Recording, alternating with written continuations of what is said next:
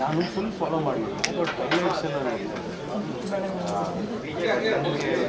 ಇವಳೆಲ್ಲ ಸಿಗೋಣ Geetha Kiran white ಅವಳೆಲ್ಲ update ಮಾಡಿ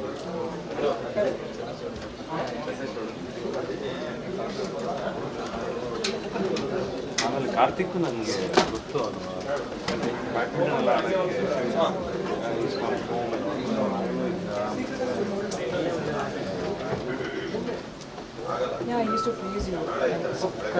S ವೇದಿಕೆ ಸಿದ್ಧವಾಯಿತು, ಶುರು ಮಾಡ್ಬೋದಲ್ವಾ?